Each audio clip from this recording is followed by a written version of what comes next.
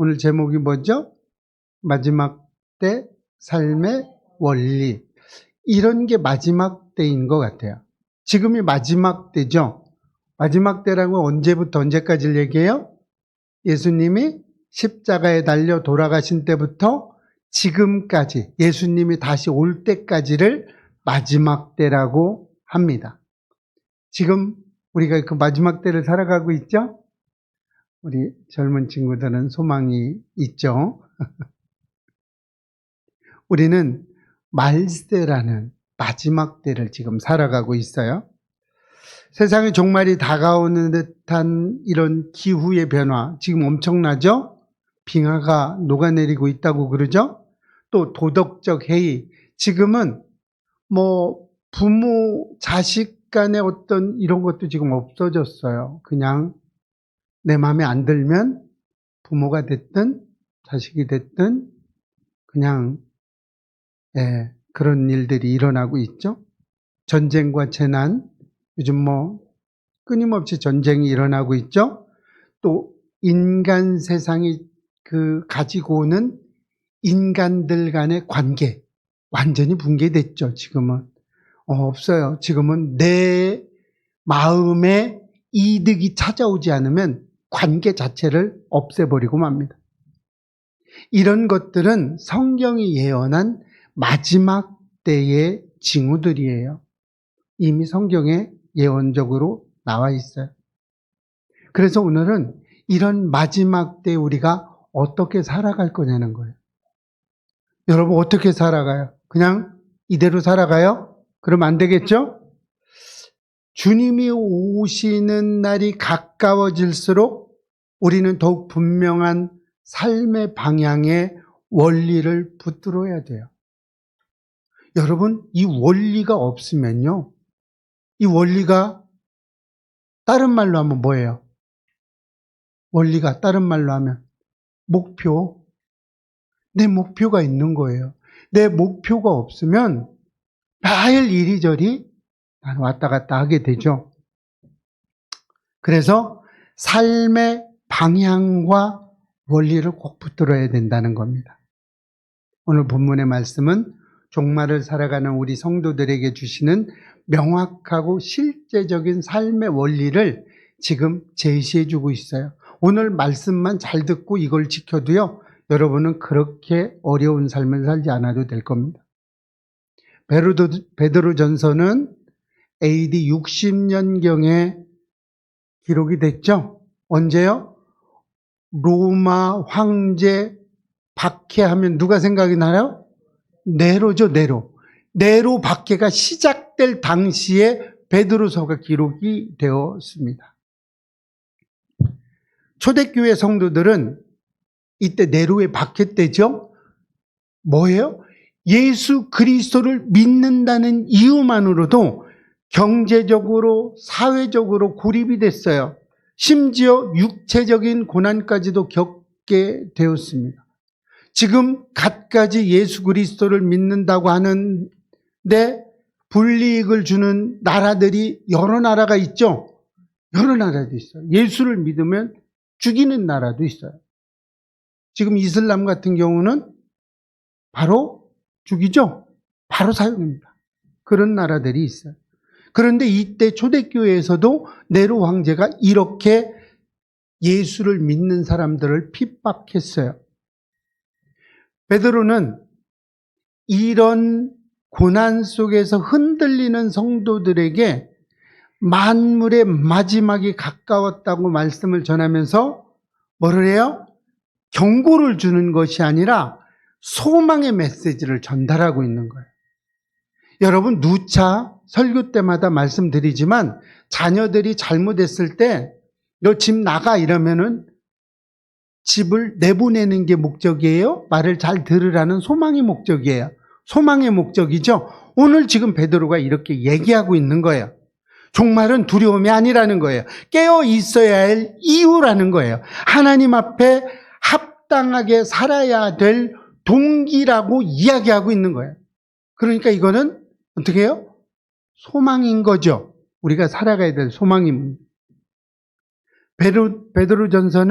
베드로서는 종교의 때에, 종말의 때에 교회 공동체가 어떤 자세를 가져야 되는지, 또 믿음의 삶을 어떻게 구체적으로 살아가야 되는지 우리에게 가르쳐 주고 있어요. 여러분의 삶이 지금 어떻게 살아야 되느냐를 이야기하고 있는 거예요. 많은 사람들이 지금은 주일날에 왜 교회를 꼭 가야 돼? 그냥 인터넷 틀어놓고 예배를 드리듯 말듯 그냥 동영상 딱 틀어놓고 나 할 짓 다 해. 그러고 예배 드렸어 라고 말합니다. 때우는 거죠. 여러분, 이런 게 때우는 거예요. 이렇게 때워서 우리의 삶이 변화되겠어요? 생각해 보시면 알아요. 절대 변화되지 않습니다. 그래서 우리는 그런 삶을 가지고 가야 된다는, 고난 속에서도 흩어져 있는 성도들에게 공동체적 책임. 여러분, 공동체적 책임이 뭔지 아세요? 모두 다 함께 짊어져야 되는, 지금 이 나라가 이렇게 타락하고 예수 그리스도가 이렇게 타락된 데는 우리 모두의 공동체적 책임인 거예요. 그 사람들만이 잘못이 아니에요. 이단이 활개치고 돌아다니는 것, 그들만의 잘못이 아니에요. 우리 공동체의 책임이라는 겁니다. 그리고 개인적인 경건의 중요성을 오늘 베드로서에서 일깨워주고 있어요. 오늘 말씀에서 일깨워주고 있습니다. 그래서 마지막 때의 삶은 깨어 기도하는 삶을 살아야 된다고 이야기하고 있죠. 오늘 본문입니다. 7절 읽어보겠습니다. 시작. 만물의 마지막이 가까이 왔으니 그러므로 너희는 정신을 차리고 근신하여 기도하라. 베드로는 만물이 마지막이라고 이야기하고 있어요. 이렇게 선포하면서 뭐래요? 종말이 임박했다는 걸 지금 이야기하고 있는 거예요. 임박한 종말이라는 얘기죠. 정신을 차리고라는 것은 냉철하고 분별력 있게 깨어 있으라는 뜻입니다. 여러분, 나를 잘 판단해 보려면 냉정해야 돼요. 여러분, 나한테는 냉정해야 되고요. 상대방에게는 좀 포괄적이었으면 좋겠어요. 나한테 냉정한 잣대를 들이대 보세요. 허물이 보입니다. 그런데 대부분의 사람들은 어떻게 해요? 나한테는 너무나 관대해. 근데 타인한테는 관대하지 않죠. 여러분, 그래야 됩니다. 근신하여라는 말은 자기 절제와 영적으로 깨어있는 상태를 이야기합니다. 여러분, 근신하고 깨어 있으시기를 바랍니다.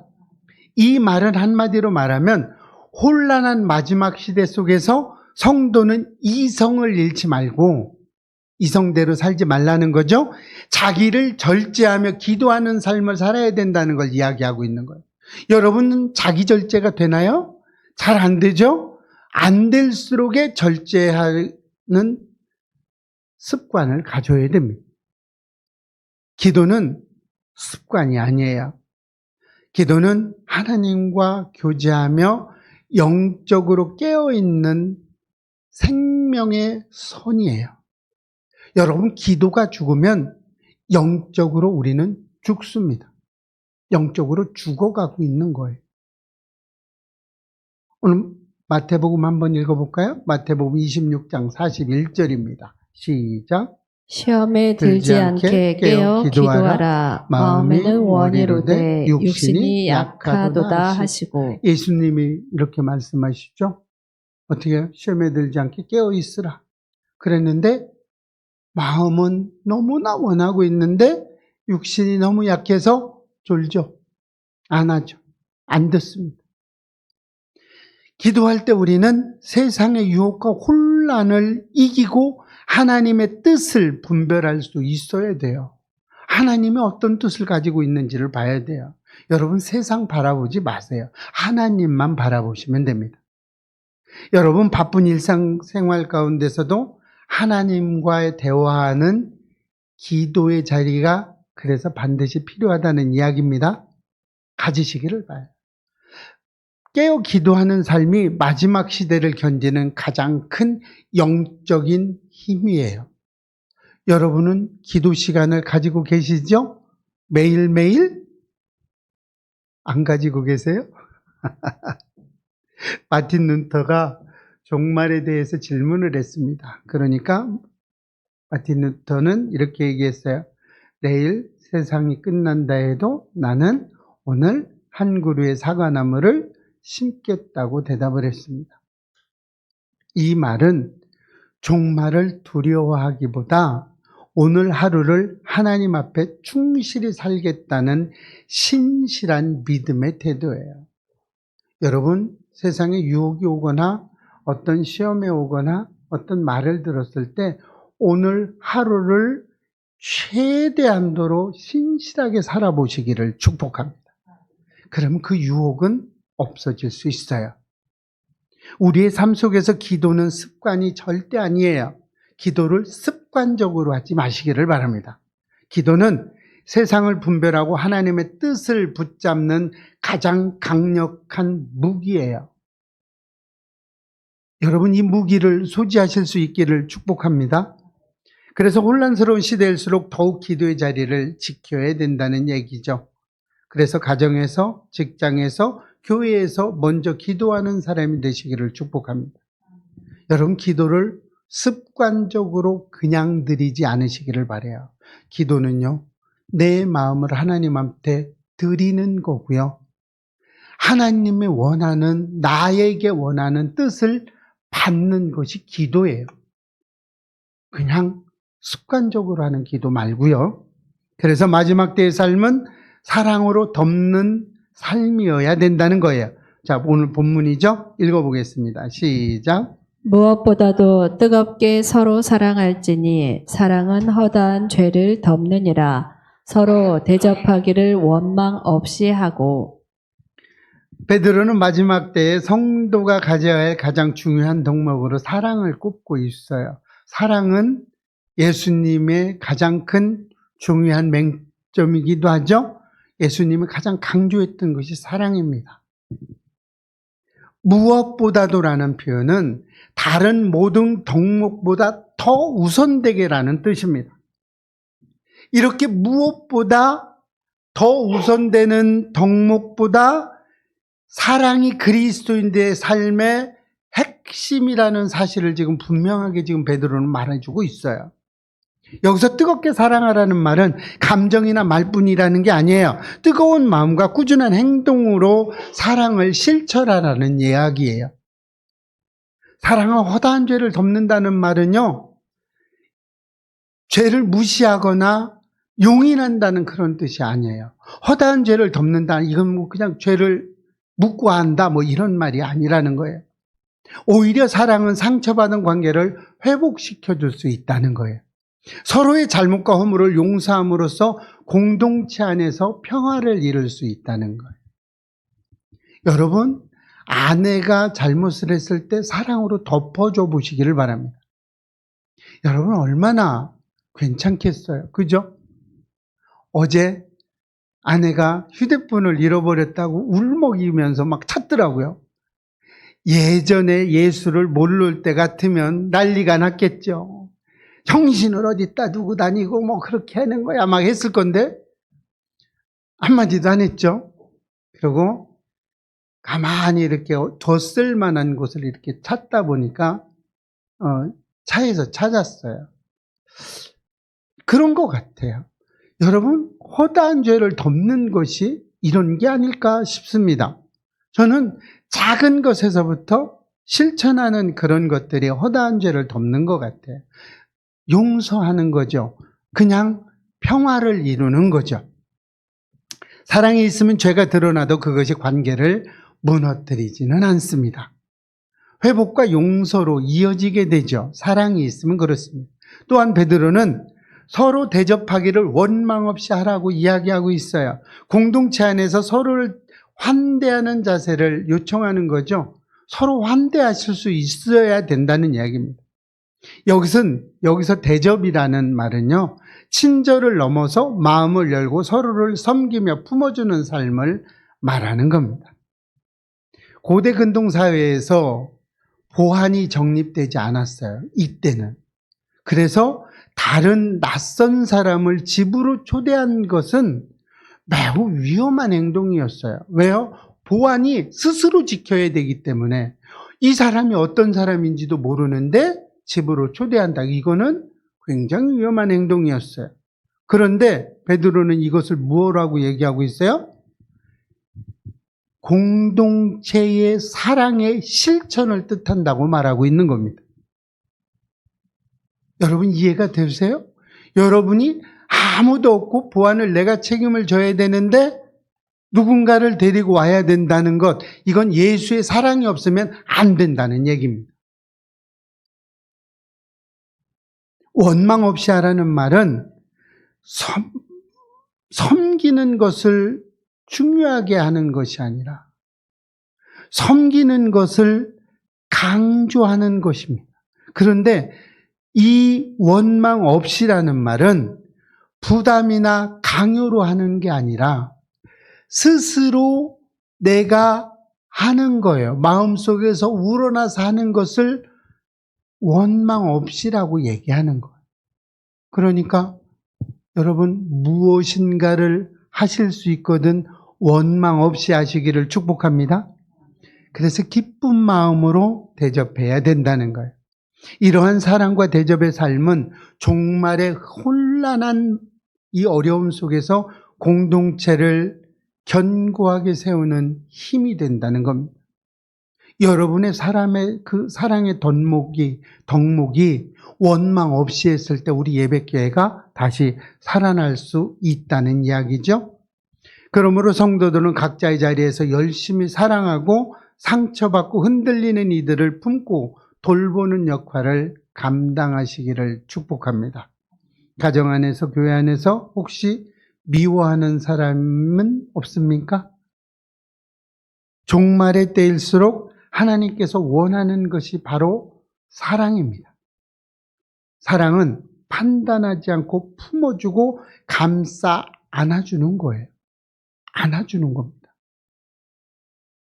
이런 사랑이 불편했던 관계를 회복시켜주는 것이기도 하죠. 이런 거예요. 하나님의 사랑은 여러분 12제자가 예수를 버리고 다 도망갔어요.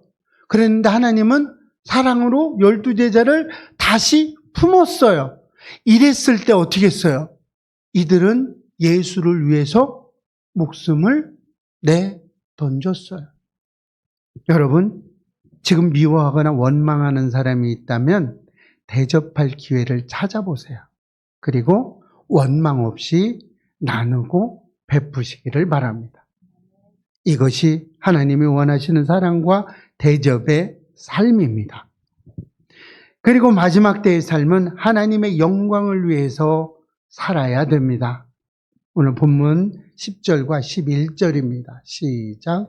각각 은사를 받은 대로 하나님의 여러 가지 은혜를 맡은 선한 청지기 같이 서로 봉사하라. 이는 범사에 예수 그리스도로 말미암아 하나님이 영광을 받으시게 하려 함이니. 베드로는 각 성도가 하나님의 여러 가지 은혜가 뭐예요? 즉 은사를 받았다고 말하고 있어요. 근데 이 은사는 개인의 능력이나 재능이 아니에요. 하나님께서 공동체를 세우기 위해서 맡기신 귀한 선물이죠. 여러분, 우리 전사님이 기타를 치고 있죠? 은사죠. 은사예요. 우리 권사님이 잘 고쳐요. 뭐든지 잘 고쳐요. 은사죠. 이런 것들이 어떻게 해야 된다는 거예요? 공동체를 세우기 위한 거라는 거예요. 내 재능이 아니라는 거예요. 이것을 내 재능이야 이게 아니라 공동체를 세우기 위해서 해줬다는 귀한 선물이라는 거예요. 하나님이 주신 선물이라는 겁니다. 따라서 우리는 선한 청지기가 돼야 돼. 선한 청지기가 뭐예요? 청지기. 충성된 관리자의 자세로 이 은사를 사용하여 서로를 섬겨야 된다는 거예요. 여러분, 이런 삶이 되어야 됩니다. 서로 봉사하라는 명령은 명령이죠. 서로 봉사하라 해도 된다라고 하지. 봉사하라고 명령을 했어요. 이 명령은 각자의 은사대로 서로를 도우며 공동체를 세우라는 뜻입니다. 여기서도 공동체를 세우라고 또 나오죠. 뭐예요? 재능이 내 것이 아니라 하나님 것이라고 말하고 있는 겁니다. 이 봉사는 특별한 직분자에게만 주어진 게 아니에요. 모든 그리스도인들의 본분이라는 거예요. 저와 여러분의 본분이라는 겁니다. 성도 한 사람 한 사람이 자신의 은사를 따라 섬길 때 교회는 건강하게 세워지고 복음의 능력이 나타날 것입니다. 특히 베드로는 말하라는 자와 봉사하라는 자를 구별했어요. 자, 여러분 여기서 오해가 있으면 안 됩니다. 말하는 자와 봉사하는 자. 어떤 분들은 이거를 목회자와 성도라고 구별을 하는데 그런 게 아니에요. 그런 뜻으로 한 게 아니라 하나님의 말씀을 전하는 자, 성도가 성도에게 전할 수도 있죠. 말씀을 전하는 자는 하나님께로부터 받은 말씀을 전해야 된다는 거예요. 하나님의 말씀을 전해야지 이게 목회자만 하는 게 아니에요. 여러분들 전부 다 복음을 전하죠. 하루에 10번씩 하죠. 5번 누구에게, 나에게, 5번 누구에게, 타인에게. 이게 말씀을 전하는 자입니다. 그리고 봉사하는 자는 하나님이 공급하시는 힘으로 섬겨야 한다고 말하고 있는 거예요. 그가 목회자든 성도든 상관없이 하나님이 공급하시는 힘으로 섬겨야 된다는 거예요. 누가 됐든지. 꼭 요거를 얘기하면 어떤 사람은 꼭 목회자와 성도 이렇게 딱 갈라서 목회자는 말씀을 전하고 성도들은 봉사해야 되고 무슨 뭐 이렇게 얘기하는데 그게 아니에요.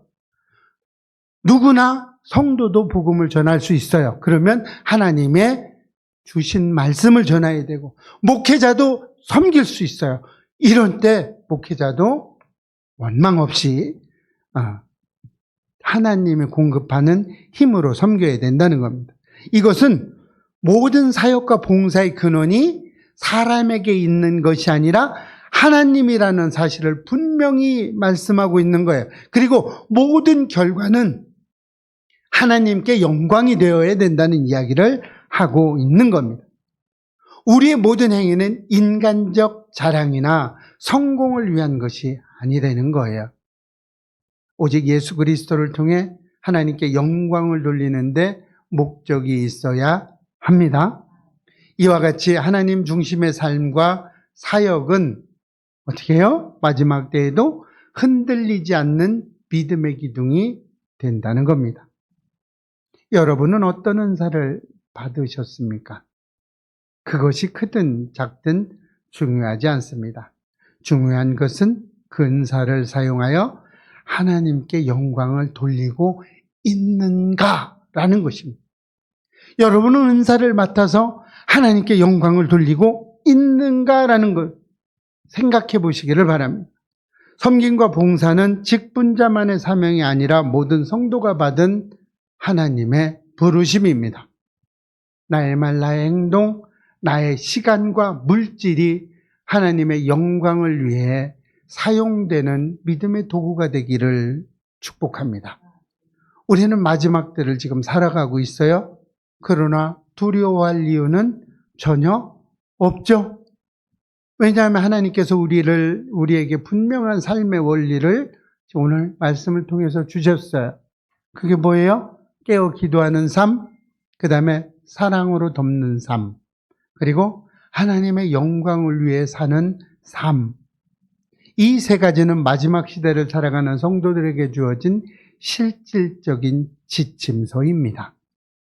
이 원리를 붙잡고 흔들림 없이 믿음으로 주님의 오심을 준비하는 성도님들이 되시기를 주의 이름으로 축원합니다.